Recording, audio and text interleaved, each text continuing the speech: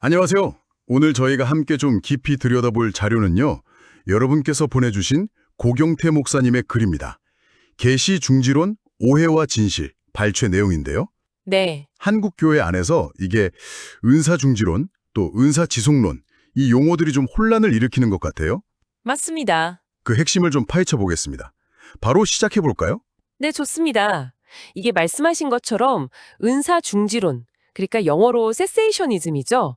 그리고 은사 지속론, 컨티뉴에이셔니즘, 이렇게 번역하면서부터 좀 오해가 생기는 경향이 있어요. 아, 처음부터요? 네. 이 글을 보면 많은 분들이 은사중지론이라고 하면 성령의 모든 은사가 다 멈췄다. 이렇게 생각하기 쉽다는 거죠. 그렇죠. 단어만 보면 그렇게 들리죠. 네. 근데 사실 저자가 말하려는 핵심은 그게 아니라는 겁니다. 아, 그러니까 이 논쟁의 출발점, 그 번역 용어 자체에 뭔가 오해의 소지가 있었다 이런 말씀이시네요. 바로 그겁니다. 은사 중지라고 하니까 정말 모든 기적, 능력 이런 게 다 사라졌나? 이렇게 생각하기 쉬운데 그게 아니라니. 여기서부터 좀 흥미로운데요? 맞습니다. 이 글에서 저자는 세세이셔니즘을 모든 은사가 중지됐다는 뜻이 아니라요. 네. 성경과 같은 그런 절대적인 권위 있잖아요. 그걸로 새로운 신적 계시를 전달하는 역할, 그러니까 계시적 은사라고 부르는 것들이요. 계시적 은사요. 예를 들면 어떤 거죠? 사도직이나 뭐 예언 같은 건가요? 네, 정확합니다. 사도직이라든지 성경과 동등한 권위를 가지는 그런 예언, 이런 것들이 중지되었다는 신학적 입장. 이걸 저자는 계시 중지론으로 이해해야 한다고 설명하는 거죠. 아, 계시에 방점이 찍히는 거군요. 그렇죠. 그래서 로마 카톨릭이나 정교회 또는 요즘 신사도주의 이런 데서는 계속 계시가 있을 수 있다고 보잖아요. 네네. 그거랑은 명확히 다른 관점이라는 겁니다. 그런데 이 글을 보면 한국 교회 상황은 좀 독특하다고 지적하는 것 같아요. 아, 네. 그 부분도 중요하죠. 성경의 절대성, 무호성, 충족성 이걸 굉장히 강조하잖아요, 한국 교회가. 그럼요. 아주 중요하게 생각하죠. 그런데 또 동시에 뭐 총기 부흥운동 같은 영향 때문인지 어떤 면에서는 은사지속론적인 모습도 강하게 보인다는 거죠. 맞아요. 가옥명 목사님 같은 분들의 영향도 언급되고요. 네. 그래서 이 상반돼 보이는 두 가지가 같이 존재한다. 이건 구체적으로 어떤 의미일까요? 좀 혼란스러울 수도 있을 것 같은데요.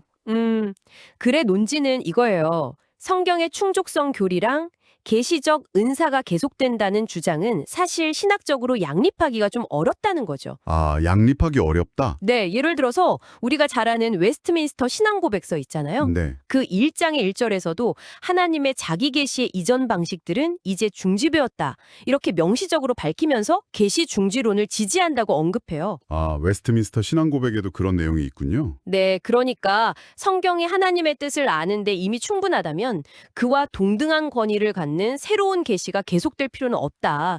이런 논리가 되는 거죠. 그렇군요. 논리적으로는 이해가 되는데요. 그러면 성경시대 이후에도 나타나는 기적이나 치유 현상들, 이런 건 어떻게 설명해야 할까요? 그래서는 그 부분도 다루나요? 네, 그 지점을 계시적 은사와 일반적 은사로 좀 구분해서 설명하는 것 같아요. 아, 구분이 있군요. 계시적 은사, 일반적 은사? 네네. 그러니까 기적이나 병고침 같은 건 지금도 일어날 수 있는 거예요. 하나님의 주권적인 역사나 성도의 믿음을 통해서요. 네. 하지만 그게 성경 기록 당시 사도들이 행했던 기적처럼 그 자체로 새로운 계시적 권위를 갖는 건 아니라고 보는 거죠. 아, 권위의 문제군요. 그쵸. 예를 들어 사도행전 21장에 보면 아가보라는 선지자가 바울에게 예루살렘 가면 고난받을 거라고 예언하잖아요. 네, 기억납니다. 근데 바울이 그 예언을 들었음에도 불구하고 예루살렘으로 가거든요.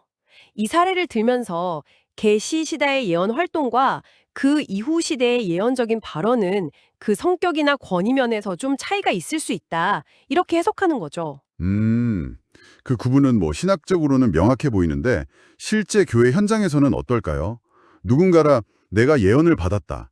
혹은 기적을 체험했다고 할 때 이게 성경적인 권위랑 연결되는 그 계시적 차원인지 아닌지 신자들은 좀 혼란스러울 수도 있을 것 같아요. 맞아요. 그 경계가 사실 현실에서는 모호하게 느껴질 수 있죠. 그래서 그 부분에 대한 명확한 답을 주나요? 어떻게 구분하라든지? 글 자체가 이렇게 딱 구분하세요 하는 매뉴얼을 제공한다기보다는요. 아, 그런 건 아니고요? 네, 이 용어의 오용, 그러니까 은사중지론이라는 번역이 어떤 신학적 혼란을 일으키는지 그걸 지적하는 데 더 초점을 맞추고 있어요.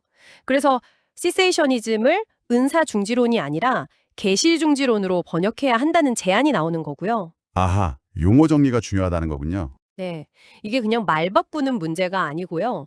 성경의 최종적인 권위를 어디에 둘 거냐, 그리고 그게 교회의 실제 신앙생활에 어떤 영향을 미치느냐 하는 아주 근본적인 문제랑 연결되는 거죠. 그렇군요.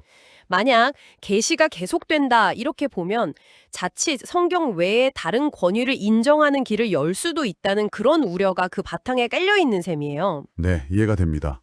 그럼 정리해 보자면 오늘 살펴본 글의 핵심 주장은 이거네요. 이 논쟁은 오늘날 성령의 다양한 역사가 있냐, 없냐 이 문제가 아니라 그렇죠. 그게 아니죠. 성경과 똑같은 계시적 권위를 지닌 그런 특별한 은사가 계속되느냐 마느냐의 문제다. 그런데 이 본질이 은사중지론이라는 한국어 번역 때문에 좀 흐려졌다 이런 거군요. 정확합니다. 그 번역 하나가 중요한 신학적 논의의 방향을 좀 틀어버렸을 수도 있다. 상당히 날카로운 지적인 거죠. 정말 그렇네요.